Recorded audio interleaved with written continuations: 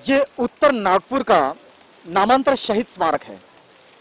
नामांतर शहीद यानी कि औरंगाबाद के मराठवाड़ा विश्वविद्यालय को जब बाबा साहब डॉक्टर भीमराव रामजी अंबेडकर इनका नाम देने की बात आई थी, तो यहाँ की प्रस्थापित व्यवस्था ने उसका जो विरोध किया और वो जो एक जातीय भेदाभेद की और ऊंच नीचता की मानसिकता का दर्शन उस वक्त यानी कि अब से 40 साल पहले महाराष्ट्र ने देखा, नहीं पूरे देश ने देखा और इतना ही नहीं पूरी दुनिया ने देखा। उसके खिलाफ एक बड़ी आवाज नागपुर से भी बुलंद हुई थी और उस आवाज को रोकने के लिए जो गोलियां चली, उस गोली के शिकार जो शहीद हुए, ये भी एक शहीद है।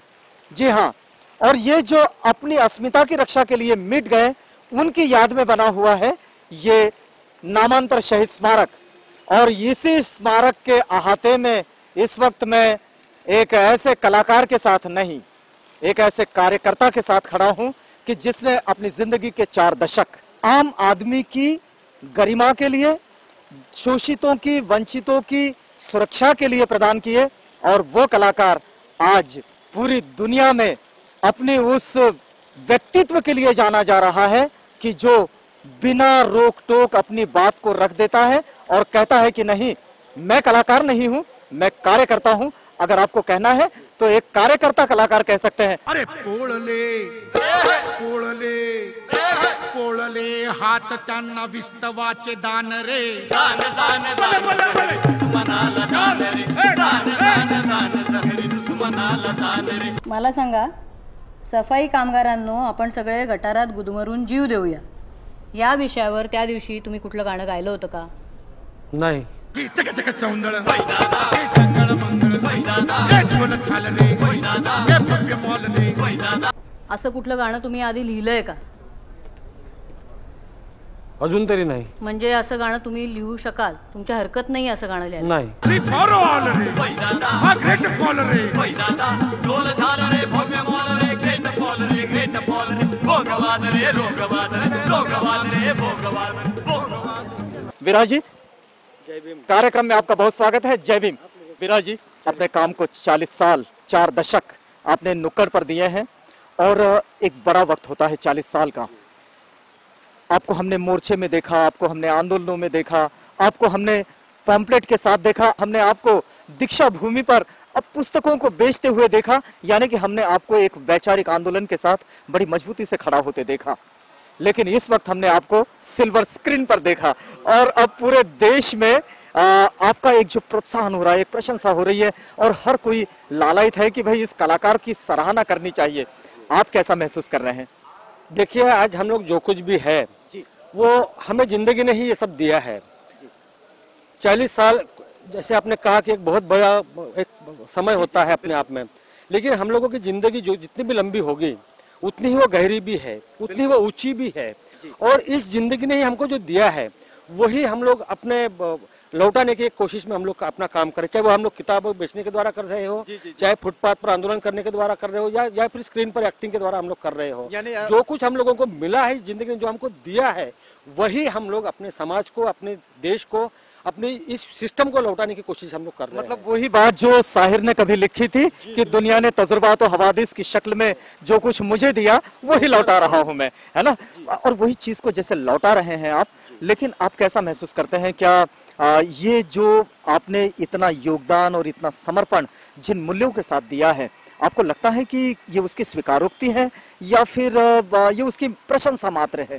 क्या लगता है आपको? देखिए, इसमें 2 पहलू है। मेरे जीवन में एक कार्यकर्ता है, मेरे जीवन में कलाकार भी है। हाँ। कार्यकर्ता का जो स्पेस है वो सबसे बड़ा स्पेस है, कलाकार का जो स्पेस है वो बहुत कम स्पेस है।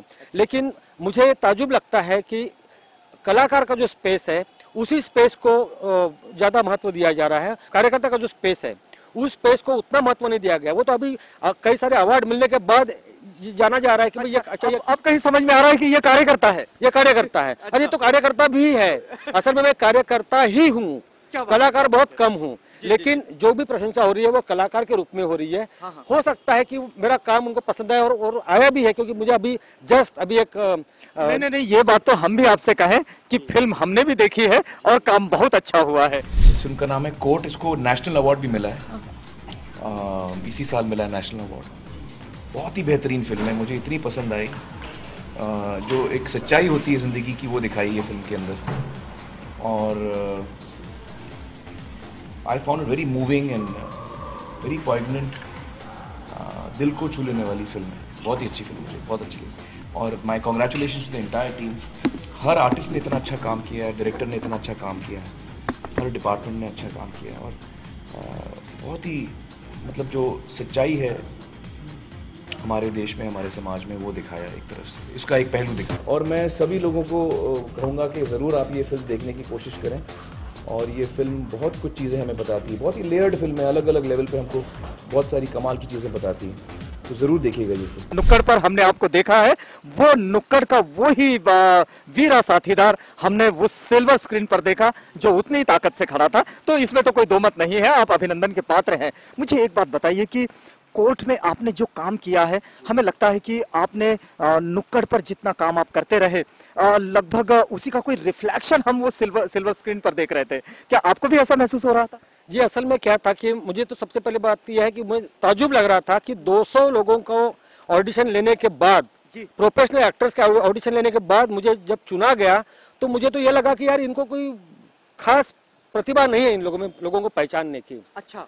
और मेरे जैसे एक मामूली कार्यकर्ता को ये लोग बुला रहे हैं, इतना सम्मान दे रहे हैं, इतना खर्च भी कर रहे हैं, क्योंकि सबसे महंगा कलाकार मैं था इस फिल्म में। अच्छा। जिस पर सबसे ज्यादा मानधन भी दिया गया, फीस भी दी गई, और सबसे ज्यादा खर्च भी किया गया मेरे अकोमोडेशन पर, मेरे ट्रैवलिंग पर। अच्छा। और पूरा सब मेरे लिए खर्चा किया गया। तो मुझे तो ये लगा कि यार ये लोग बेवकूफ लोग हैं यार, ये मेरे जैसे मामूली आदमी को ले रहे हैं। लेकिन आज मुझे समझ में आ रहा है कि ये लोग इतने प्रतिभावान लोग थे कि उन्होंने एक सही कलाकार का चुनाव उस कैरेक्टर के लिए किया था। और आज मैं जब ये देखता हूँ कि मैंने जो कुछ कर पाया हूँ, वो असल में ये था कि लोगों को ये ताजुब लग रहा है कि ये आदमी ने किया कैसे। अच्छा। असल में मुझे ये लग रहा है कि हम लोग वो करते हैं, कर सकते हैं, लेकिन हम लोगों को कभी स्कोप नहीं मिलता है, क्योंकि हम लोगों को कलाकार नहीं माना गया है। हम लोग कभी लोगों के सामने, नजर के सामने नहीं आए हैं। कार्यकर्ता के रूप में भी हमको एक बहुत छोटा सा कार्यकर्ता माना गया है। अरे यार ये लोग तो पोस्टर चिपकाते हैं, अरे ये तो स्लोगन देते हैं, अरे यार तो मोर्चे निकालते हैं, ये लोग तो धरने में आते हैं, ये लोग तो कुछ भी काम करते हैं, साइकिल पे घूमते रहते हैं।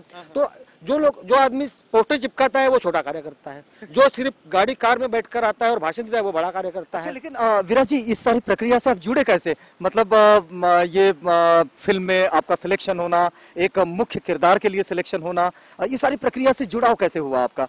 ये मेरे लिए बहुत आश्चर्यजनक बात है कि मुझे एक वकील ने, जो महिला वकील मुंबई हाईकोर्ट में प्रैक्टिस करती है, अच्छा। अचानक मुझे ये बोल दिया कि आप फिल्म में काम करोगे। हाँ।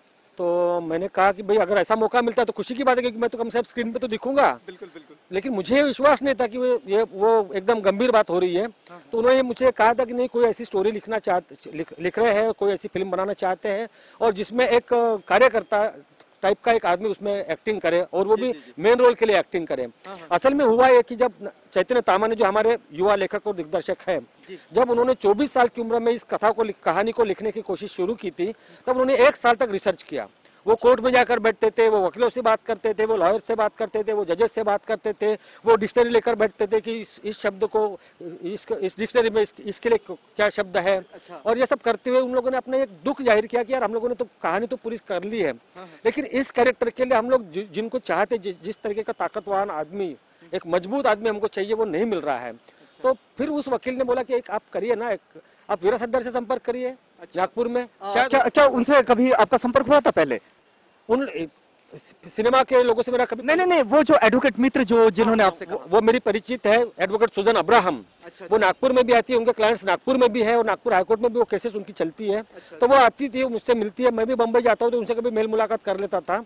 तो वो सिर्फ लॉयर है, उनका भी किसी फिल्म से लेना देना नहीं है। लेकिन जब ये कहानी लिखी गई तो कई सारे लोगों को मिलके, कई सारे लोगों के साथ चर्चा करने के बाद, एक रिसर्च करने के बाद ये कहानी लिखी गई। नहीं, ये तो फिल्म में भी दिखता है कि एक बड़ा रिसर्च है। वो फिल्म सिर्फ फिल्म नहीं है, वो एक ऐसा वास्तववादी चित्रण है कि हमारी समाज व्यवस्था का वो भी एक हिस्सा है जिसको लोग नहीं देखते हैं, और उसको दिखाने की कोशिश की गई है, और बड़ी मजबूती के साथ दिखाने की कोशिश है। ये एक बात मुझे बताइए कि बहुत जिसको सामान्य परिवार कहते हैं, ऐसा परिवार की आपका रहना जोगी नगर में, नागपुर के, और नागपुर का जोगीनगर, और उसमें भी वो जगह जिसको हमाल पट्टी कहते हैं, यानी कूलियों की बस्ती। तो ये कूलियों की बस्ती से ये कलाकार जब निकलता है और आज सिल्वर स्क्रीन पर दिखता है, पूरी बस्ती को कैसा महसूस हो रहा है? क्योंकि बस्ती में आप जाते होंगे, लोगों का आपकी तरफ देखने का नजरिया कैसे हुआ है? मेरी बस्ती को बड़ा गर्व है अभी इस समय में कि मेरी बस्ती का एक आदमी ने हमारी बस्ती का नाम बड़ा कर दिया है। क्योंकि जब मुझे पहली बार किसी रिपोर्टर ने पूछा कि आप अपने बारे में बताएं, तो मैंने सबसे पहले ये बताया कि भाई मैं जोगीनगर की मेरी पैदाइश है। जोगीनगर एक बहुत क्रांतिकारी बस्ती कभी हुआ करती थी, लेकिन लोगों की नजर में एक बदनाम बस्ती हुआ करती थी, क्योंकि वहाँ पे कई सारे लोग क्रिमिनल्स भी थे, लेकिन वो क्रिमिनल्स हम लोगों के लिए बहुत सम्मानजनक क्रिमिनल्स हुआ करते थे और बहुत मूल्यों को लेकर वो अपनी जिंदगी गुजर बसर करते थे। तो ऐसी बस्ती में मैं पला बड़ा हूँ, इसका मुझे बहुत गर्व है। और ऐसी ही बस्ती में मैं आज भी रहता हूँ, जय भीम नगर में, इसका भी मुझे बहुत गर्व है। कोई आपसे छोटी सी बात शेयर करेंगे, क्योंकि आपने बस्ती के साथ दो चीजें कही कि एक तो वो बहुत जिसको दुनिया की नजर में बड़ी गंदी बस्ती कहा जाता है या क्रिमिनल बस्ती कहा जाता है या गुनहगार लोग बहुत ज्यादा रहते हैं, और दूसरा आपने ये भी कहा कि वहाँ क्रांतिकारी लोग भी रहते हैं। क्या ऐसी कोई घटना जो आपके उस वक्त की, क्योंकि 40 साल जो आपने आंदोलन में गुजारे, तो शायद उसका कोई न्यू आपको उस बस्ती से बनती रही होगी, ऐसा भी कुछ है? कोई घटना हमारे दर्शकों के साथ आप शेयर करेंगे? बिल्कुल, देखिए बचपन में मैं जब देखा, बचपन का मेरा जो याद थी, अभी भी याद है मेरी बचपन की, कि मेरी बस्ती में चुनाव के समय में जनसंघ की या कांग्रेस की जीप कभी जा नहीं सकती थी। अगर गलती से वो जाने की कोशिश करती थी तो जो भी सबसे पहला आदमी खड़ा होता था, उसको बहुत सीधी भाषा में कहे तो अम्बेडकराइट्स बस्तियों में ये नहीं होता था। यानी ये अघोषित पाबंदी थी बाकी पार्टियों के ऊपर में। उस वहां पर लोग सीधा कहते थे हमारी बस्ती में या तो नीले झंडे के लोग जा सकते हैं चुनाव के लिए या लाल झंडे के लोग जा सकते हैं, बाकी लोगों के लिए हमारी बस्ती में मनाही है। तो ये मैंने अपने खुद आंखों से देखा है, अनुभव किया है। दूसरी बार जब मैं बड़ा हुआ, जब मैं जवान हुआ और जब नामांतरण का आंदोलन चला, और नामांतरण के आंदोलन में जब जहां पे संविधान चौक है वहां पे गोलीबारी हुई, लाठीचार्ज हुआ, और दूसरे दिन मेरे बस्ती में सीआरपी के लोग जब बंदूक लेकर आए और मेरी बस्ती के पूरे लोग उस सीआरपी के लोगों को भगाने के लिए खड़े थे, और एक आदमी जो कुतरमारा नाम का जो आदमी गोली से मरा हुआ पड़ा था मैदान के बीच में, मैदान के उस पार सीआरपी थी, मैदान के इस पार हमारी जनता थी, और उसका पूरा नेतृत्व हमारे जिनको हम लोग क्रिमिनल्स बोलते हैं आज, वो क्रिमिनल्स ने पूरा मोर्चा संभाल लिया था। वहाँ कोई नेता नहीं था, वहाँ कोई सामाजिक कार्यकर्ता नहीं था, आम जनता थी लड़ने के लिए। ये जो फीलिंग्स उन लोगों में हुआ करती थी, ये फीलिंग मेरे लिए बहुत महत्वपूर्ण बात मायने रखती है आज। शायद एक कार्यकर्ता का जन्म भी वहीं से हो गया। कार्यकर्ता का तो जन्म वहाँ उस बस्ती में तो कई कार्यकर्ता पैदा किए हैं। असल में ये गढ़ रहा है आरपीआई का, और खास करके खोरीपा और गारीपा का ये गढ़ रहा है। ये बात अलग है कि दोनों में अपने एक वैचारिक मतभेद भी रहे हैं, लेकिन हम लोगों ने ये देखा है कि हर बाप उस समय वहाँ जो परिवार रहते थे वो सबसे गरीब परिवार रहते थे, जो सिर्फ मेहनत मजदूरी कर जानते थे। वो या तो हमाल थे, जहाँ हमाल पट्टी मेरे बस्ती का नाम था। क्या आपके पिताजी, आपकी माँ? मेरे पिताजी खुद कुली थे, मेरी माँ कंस्ट्रक्शन वर्कर थी। और मैं सबसे बड़ा था। मेरा जिम्मेदारी ये होता था कि स्कूल से आने के बाद मैं अपने भाइयों को संभालूं, मेरे 3-4 भाइयों को मैं अपना संभालूं, और माँ आने के पहले बर्तन मांझ के रखूं, वो उपले थाप के रखूं, या चरोटा की कुछ लकड़ियां लेके आऊं चूल्हा जलाने के लिए, पोछा मार के रखूं, दिया साफ करके दिया जला के रखूं, और माँ जब खाना बनाने के लिए बैठ जाए चूल्हे के पास में तो उसको तेल की बोतल, उसको मिर्ची पाउडर, उसको नमक, ये सब देने का मैं एक असिस्टेंट का भी काम मैं करता था। यही मेरी जिंदगी हुआ करती थी। मतलब अपनी पढ़ाई के साथ साथ घर के सारे कामों को करते हुए भी आप ये सारे संघर्ष में शामिल थे? ये सिर्फ मैं नहीं, ये हमारा पूरा समाज ही इसी तरह जी रहा था। वीरा जी, एक छोटी सी मजबूरी है कि यहाँ ब्रेक लेना होगा। ये बातचीत बहुत अच्छी चल रही है, लेकिन एक छोटे से ब्रेक के लिए रुकेंगे।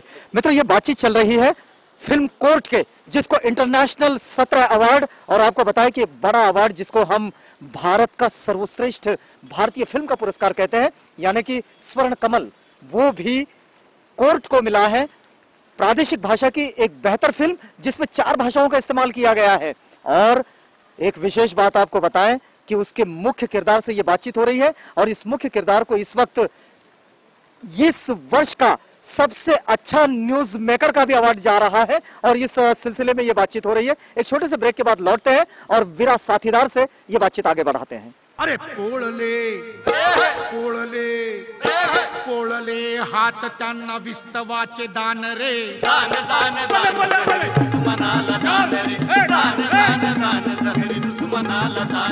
वीरा जी, हम लोग बात कर रहे थे कि एक बहुत संघर्ष के साथ और बड़ी दयनीय परिस्थिति के साथ आपने अपना जीवन व्यतीत किया है। एक विशेष मैं जो बहुत देर से देख रहा हूँ कि आपका ये जो अंगूठा है ये नहीं रहा है, क्या ये बचपन से है? असल में ये हुआ था जब मैं यहाँ पे फैक्ट्री मजदूर के रूप में काम कर रहा था। और ये कब की बात रही होगी? 78 की बात है। अच्छा। जब यहाँ का नामांतर आंदोलन पीक पर था और 5 दिसंबर को मेरा अंगूठा मशीन में आकर टूट गया था। 6 दिसंबर को यहाँ की जनता ने एक लंबी लड़ाई लड़ी थी और जब मैं 6 तारीख को डिस्चार्ज लेकर आया तो 7 तारीख को जब मेरे बस्ती के लोग सीआरपी के साथ जूझ रहे थे, मैं अपनी जनता के साथ में इसी अंगूठे को, टूटे अंगूठे को बैंडेज बांध के मैं अपनी जनता के साथ में लड़ रहा था। मतलब उस स्थिति में भी युद्ध जारी था? युद्ध जारी था और मैं युद्ध का सैनिक था, मैं पीछे नहीं भाग सकता था। अच्छा, एक बात बताइए विराट जी कि ये जितना जो संघर्ष है और इतने 40 सालों में, इन 4 दशकों में आपने जिन मूल्यों के साथ अपने जीवन को समर्पित किया है, नुक्कड़ से लेकर तो अब तो सिल्वर स्क्रीन पर भी आप आ गए हैं, और वो लोग जो बिल्कुल निचले स्तर पर है, हमारी समझ व्यवस्था के बिल्कुल एकदम अंतिम छोर पर खड़े हैं, उस आदमी की आवाज़ आपने बनने की कोशिश की, उसकी आवाज़ को आपने अपने सांस्कृतिक कार्यक्रमों के जरिए लोगों तक पहुंचाने की कोशिश की। ये सारी कोशिश में आज इस वक्त इस पूरे आंदोलन का मूल्यांकन आप कैसे करते हैं? देखिए, आज हम जिस पीरियड में बड़े पले, समझदार बने और एक सैनिक बने, एक लड़ाकू सैनिक बने, तो वो उस आंदोलन की वो देन थी। असल में उस समय में जो मूल्यों को लेकर जो लोग जीते थे, जो गरीब थे, अशिक्षित थे, मजदूर थे, और वो जो चाहते थे कि हमारे बच्चों को भी ये इतिहास मालूम हो, हमारे बच्चों को बाबा साहब की विचारधारा मालूम, हमारे बच्चों को हमारा आरपीआई का आंदोलन मालूम हो, हमारे बच्चों को इतिहास मालूम हो, और इस मूल्यों को लेकर ये पीढ़ी लड़े। और आज अगर हम लोग मूल्यांकन करें 40 साल के बाद, तो हम लोग देखते हैं कि उस समय जब 14 अप्रैल मनाई जाती थी तो उबड़ खाबड़ रास्तों पर हाथ टेरे पर बाबा साहब की प्रतिमा रखी जाती थी, बुद्ध की मूर्ति रखी जाती थी, सफेद कपड़े पहने जाते थे, और बहुत बहुत शालीनता के साथ लोग एक जुलूस की शक्ल में, एक रैली की शक्ल में सब लोग घर से निकलते थे, बाबा साहब की प्रतिमा को अभिवादन करते थे, बड़ी आत्मीयता के साथ, श्रद्धा के साथ कि नहीं ये महामानव के कारण हमको दिन देखने को मिले।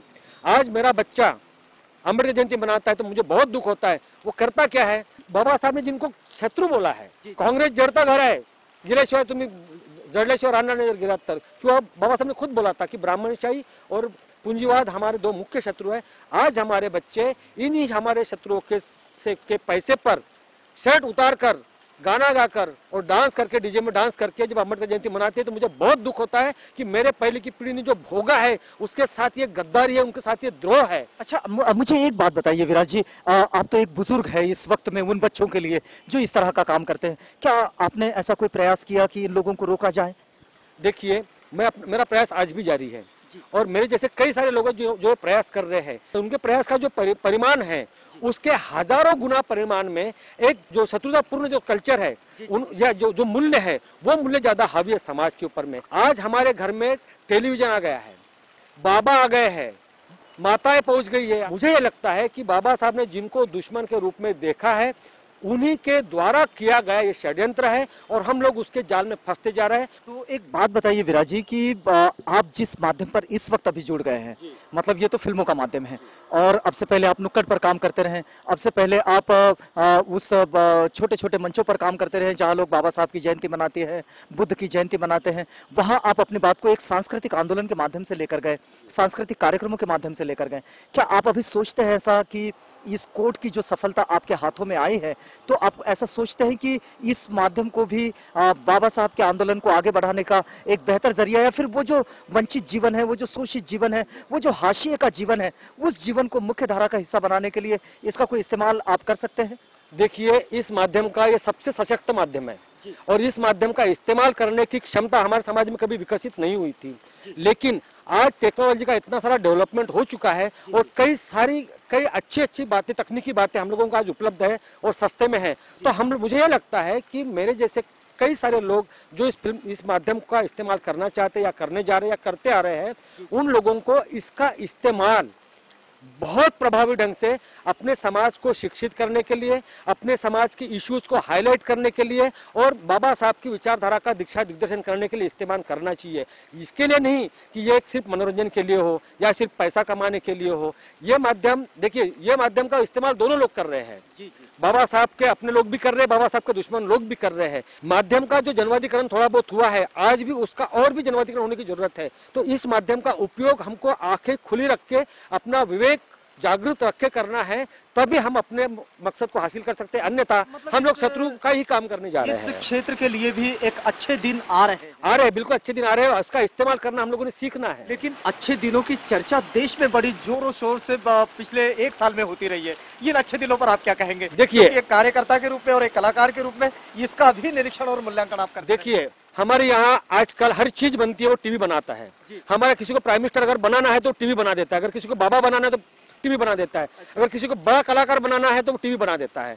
और वैसे ही हमारे यहाँ टीवी ने बहुत कमाल का काम किया है। यहाँ तो प्राइम मिनिस्टर बना दिया है और ये बोल के बना दिया कि अच्छे दिन आने वाले हैं। अच्छे दिन, हम तो गाना गाते थे, अच्छे दिन आने वाले हैं, हम साफ होने वाले हैं, ये सब हम लोग गाना गाते थे। देखिए, अच्छे दिन तो जरूर आए हैं, लेकिन वो आए हैं गौतम अदानी के, वो आए हैं अनिल अंबानी के, वो आए हैं मुकेश अंबानी के। आम जनता के तो बुरे दिन आए हैं। मतलब आप ऐसा मानेंगे इस वक्त की जिसे हम पूंजीवाद का एक बड़ा विकराल रूप जिसे कहते हैं, या फिर उसके साथ अभी ये साइबर कैपिटलिज्म जो है वो भी जुड़ गया है? आपको क्या लगता है कि ऐसी स्थिति में जो सर्वहारा वर्ग है, जो हाशिए का वर्ग है, जो वंचित है, शोषित है, पीड़ित है, इस वर्ग के लिए किस तरह के संघर्ष की जरूरत है? देखिए भाई, गरीबी मैंने भी देखी है, गरीबी मेरे बाप ने भी देखी है, गरीबी मेरे दादी ने तो बहुत देखी है। मैं खुद 8 दिन भूखा रह चुका। मुझे वो दिन याद आते हैं कि 8 दिन तक मैं तरसता था कि नहीं, आज मैं पेट भर खाना खाऊंगा, आज मैं पेट भर खाना खाऊंगा। 8वें दिन भी मैंने देखा कि मुझे थोड़ा सा खाना मिला है, सिर्फ मैं जिंदा रह सकूं। तब भी पेट नहीं भरा? तो तब भी पेट नहीं भरा, लेकिन किसी भी किसान ने आत्महत्या तब भी नहीं की थी। आज 3-3.5 लाख किसान आत्महत्या कर चुके हैं और सरेआम कर रहे हैं आत्महत्या। फिर भी कहा जा रहा है कि ये तो किसानों के विकास की बात है। आज हमारे यहाँ पे भू संपादन कानून जो आ रहा है, किसी भी किसान की जमीन उसकी बिना मर्जी के हम लोग कभी भी छीन सकते हैं, किसी भी पूंजीपति को हम दे सकते हैं। ये मल्टीनेशनल कंपनियों के लिए तो ये सुनहरा अवसर है आज।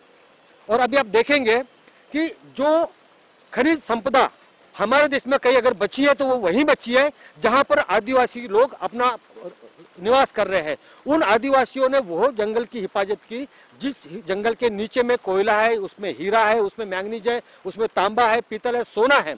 आज उन आदिवासियों को खदेड़ने की कोशिश की जा रही है ताकि इस नैसर्गिक संपदा को एमओयू के तहत और उन आदिवासियों को हकेलने की एक कोशिश अच्छे दिन के नाम पर की जा रही है। जंगल में जाकर देखे कि उनके साथ में कितनी बदसलूकी हो रही है, उनको मारा पिटा जा रहा है और झूठी खबर उनके इसमें आ रही है। ऐसे आपको अगर आप जेल में भी अगर जाके देखेंगे तो कई सारे इनोसेंट आदिवासी, अगर कोई नक्सलवादी होगा तो उसका समर्थन मैं नहीं कर रहा हूं, लेकिन अगर इनोसेंट आदिवासी है तो आप देखेंगे उनको कि वो कई सालों से जेल में पड़े हैं और कोई मीडिया उसको नहीं जा रहा है जंगल में। तो मैं तो आपके माध्यम से चाहूंगा कि हम लोगों को तो से है, मैं तो एक कार्यकर्ता हूं, मैं तो एक कलाकार हूं, तो मुझे तो कोई ना कोई मीडिया मेरी बात समझ लेगा, सुन लेगा, लेकिन जिन आदिवासियों को कोई से नहीं है। आप कोर्ट पिक्चर अगर देखेंगे, आपने देख चुके हैं शायद, तो आप लास्ट का सीन आप देखेंगे तो उसमें 4 बच्चे आते हैं कोर्ट को जगाने के लिए। 3 बच्चे वो है जिनको वॉइस है, जिनको आवाज है, 1 बच्चा है जिसको बोलना नहीं आता, जो गूंगा है, और 3 बच्चे कोर्ट को जगा के भाग जाते हैं। और ये गूंगा बच्चे को तो ये लगता है कि मुझे तो वॉइस ही नहीं है और मैं तो निर्दोष हूं, मैंने आवाज ही मुंह से नहीं निकाली है। लेकिन जो शिक्षा दी जाती है जज के द्वारा वो गूंगे बच्चों को दी जाती है जिसको वॉइस नहीं है। तो ऐसे जिसको वॉइस नहीं, ऐसे आदिवासी बच्चे लोग बहुत सारे जेल में सड़ रहे हैं। आपने विराज जी इतनी बेहतर बात जो कोर्ट के जरिए रखने की कोशिश की है, जो हमारे समाज का एक चित्रण भी है, क्या आपको लगता है कि ये सारे इतने अनगिनत विषय हैं, इतने अनगिनत मुद्दे हैं, इन सारे इश्यूज को फिल्मों के माध्यम से जनता तक आना चाहिए?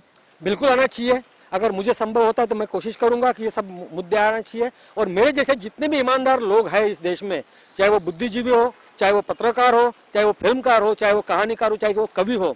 अभी हमारे देश में कवियों को भी बहुत पुरस्कृत किया जा रहा है और हमारे समाज की एक मानसिकता ये बनी है कि यह व्यवस्था जिसको पुरस्कृत करेगी वो बड़ा कलाकार है, जिस कवि को पुरस्कार मिलेगा वो बड़ा कवि हो जाएगा। उसकी बड़ी मान्यता है। अरे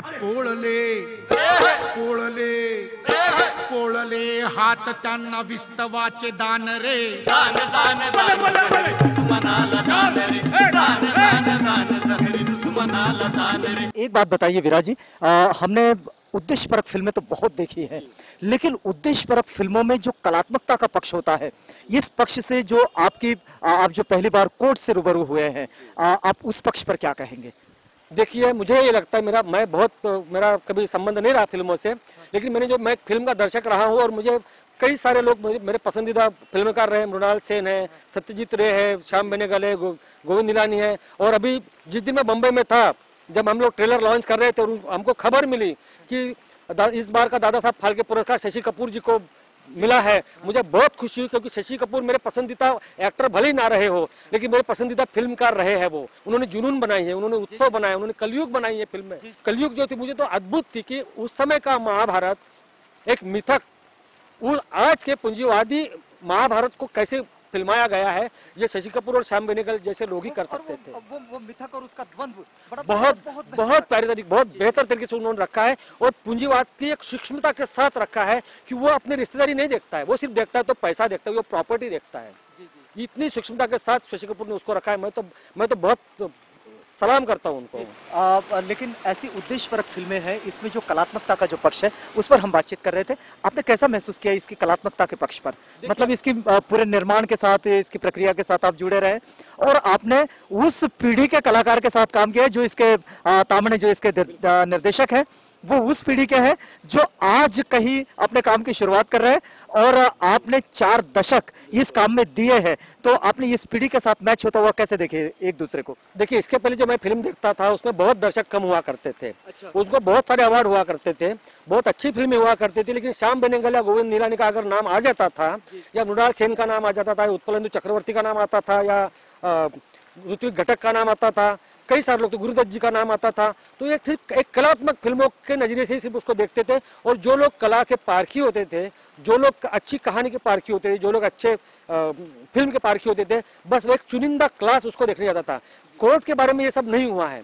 आज मुझे एक फिल्म में काम करने वाली एक असिस्टेंट डायरेक्टर महिला का फोन आया और वो बहुत गदगद थी कि ये पहली फिल्म हम लोग देख रहे हैं जो मार्केटिंग के हिसाब से भी लोग फिल्म देख रहे हैं इसको और अप्रिशिएट भी कर रहे हैं, पैसा भी कमा रही है। और ये पहली फिल्म है, शायद पहली बार ये ऐसा हुआ है कि किसी फिल्म को 18 इंटरनेशनल अवार्ड, एक सर्वोत्कृष्ट भारतीय सिनेमा का नेशनल अवार्ड स्वर्ण कमल और एक साथ ऑल इंडिया में इसका रिलीज, और जहां पे नागपुर में भी उतना ही रिस्पांस मिल रहा है जितना बम्बई में मिल रहा है, जितना पुणे में मिल रहा है। और दिल्ली से भी मुझे फोन आ रहे हैं, गुड़गांव से भी मुझे फोन आ रहे हैं, कई जगह से मुझे फोन आ रहे हैं कि यहाँ पे बहुत अच्छा रिस्पांस है। और सब लोग जो नॉन मराठी लोग हैं वो भी इस फिल्म को देख रहे हैं, क्योंकि उसमें एक जो स्टोरी है वो कहीं ना कहीं अपने आप को रिलेट करते हैं। यही सवाल सिर्फ इंडिया का नहीं है, जिस जिस देश में ये फिल्म गई है, कई सारे देशों में फिल्म रिलीज हो चुकी है ऑलरेडी, और उसको 32 देशों में फिल्म दिखाई गई है और कई सारे देशों में इसको अवार्ड मिल चुके हैं। 6 इसको बेस्ट फिल्म के अवार्ड है, 7 या 8 इसको बेस्ट डायरेक्टर के अवार्ड है, इसको बेस्ट सिनेमाटोग्राफर का भी अवार्ड है। ऐसे कई सारे अवार्ड, इसको बेस्ट कास्टिंग का भी अवार्ड मुंबई फिल्म फेस्टिवल में इसको मिला है। और जब ये लोगों को पूछा गया कि भाई आपको फिल्म पसंद आई बाहर के देश को, तो वो कहा हाँ, हमारे कोर्ट में भी, हमारे देश में भी कोर्ट है और कोर्ट ऐसा ही होता है। तो अपने देश के कोर्ट के साथ में भी लोग अपना रिलेट कर रहे थे। अच्छा, मतलब दोनों एक दूसरे के साथ उसको कंपैरेटिवली देख रहे थे। बिल्कुल बिल्कुल। अच्छा, एक बात बताइए विराज जी, हमने कोर्ट में जो एक देखा है कि आप नारायण कामले का किरदार कर रहे हैं और उसमें प्रसिद्ध जो लोक शायर हैं संभाजी भगत, उनका एक प्लेबैक सिंगिंग में गीत चल रहा है और उसमें छोटी छोटी लकब देखी गई है। और वो लकब क्या उसके बाद में जोड़ी गई है, ये वो पहले से रिकॉर्डेड थी? कैसा है वो? नहीं, वो असल में वो इतना परफेक्ट लगता है। नहीं, असल में ये हुआ ना कि जब मैं बड़ा हुआ और कार्यकर्ता के रूप में मैं काम करना शुरू किया, तो मेरा तो पेशा ही था कि मैं लोगों को अगर जमा करना है, तो हम लोग उस समय पर्ची नहीं बांटते थे, हमारे पास कोई लाउडस्पीकर नहीं होता था, हम लोग नुक्कड़ पे जाते थे, गाना गाते थे, नाटक करते थे, लोगों को जमा करते थे, भाषण देना शुरू कर देते थे। तो वो उस समय मैंने जिन लोगों को देखा, मैंने गदर को देखा, मैंने विलास घोगरे को देखा, मैंने संभाजी को साथ तो काम किया है आंदोलन में। तो ये जो था, ये हमारा एक अपना एक कल्चर, ये इस मिट्टी का कल्चर, इस मिट्टी का कल्चर। और अभी तो उसके भी नीचे जाने की संभाजी जैसे लोग या मेरे जैसे लोग कर रहे हैं। मैं भी जो गाने लिखता हूँ इसी मिट्टी से, विदर्भ में भी एक शायरी करके एक है, हमारे यहाँ भी एक शायरी या गोंधड़ या तमाशा जिसको हम लोग कहते हैं।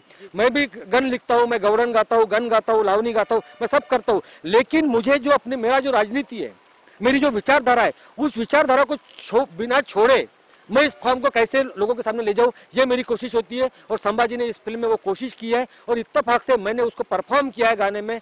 तो वो मैं तो उसको अलग टाइप से तरीके से करना चाहता था, मैं तो उसको डांस के साथ करना चाहता था, लेकिन वो शायद उस फिल्म के लिए वो सूट नहीं था, क्योंकि नारायण कांबले एक बहुत गंभीर व्यक्ति रेखा रही है उस पूरे फिल्म में। वो बहुत गंभीर रहा है, वो सीधा खड़ा रहता है एकदम एकदम टाइट, चाहे वो जज के सामने बात करनी हो, चाहे पुलिस के सामने बात करनी हो, चाहे और किसी, चाहे वो अपने विद्यार्थियों के साथ में बात करनी हो, वो बहुत गंभीर, बहुत सीधा और बहुत सीधा ठेठ जिसको हम लोग कह सकते हैं, ऐसी वो व्यक्ति रेखा है। तो वो व्यक्ति रेखा मुझे पर्दे पर लानी थी, इसलिए मैं अपने मन का कुछ नहीं कर सकता। अच्छा, मतलब आपने उसमें कुछ नहीं जोड़ा, वो वो पहले से रिकॉर्डेड था? जी जी जी, वो पहले मतलब वो गीत में पहले से था? बिल्कुल, वो पहले गीत में पहले से था, सिर्फ उसको मैंने एक वॉइस आपको उस बात को जोड़ने के लिए बहुत मेहनत करनी पड़ी होगी। असल में वो गाना बहुत कठिन है, क्योंकि संभाजी ने जहां बीच बीच में उसको चल रहे, वो कहीं कब संभाजी क्या गाएगा इसका कोई भरोसा नहीं है।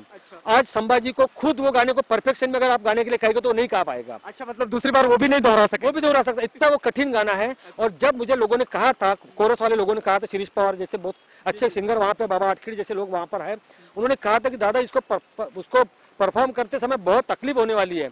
तो मैं बहुत गंभीरता के साथ में उस पर काम किया, बहुत सारा होमवर्क किया। और जब मैं सेट पर खड़ा हुआ, जब मैंने गाना प्रेजेंट किया, मैं सिर्फ लिप सिंक नहीं कर रहा था, मैं गाना गा रहा था, क्योंकि मुझे मालूम है कि गाना आप तभी गा सकते हैं जब आपको गाना गाने में थोड़ा श्रम करना पड़े, और जो दिल से आएगा, जो अंदर से आएगा, वो आएगा। तो मैंने वो गाना इतना परफेक्शन में लाने की कोशिश की, तो मेरे प्रोड्यूसर और मेरे डायरेक्टर को लगा कि यार ये है बंदा जो गाने को परफॉर्म कर रहा है। भले दादा दादा रे, भले दादा। अरे रान रान रान चला उठू सारे रान रे, दान दान बले बले बले दुश्मनाला दान, दान दान दान दुश्मनाला दान।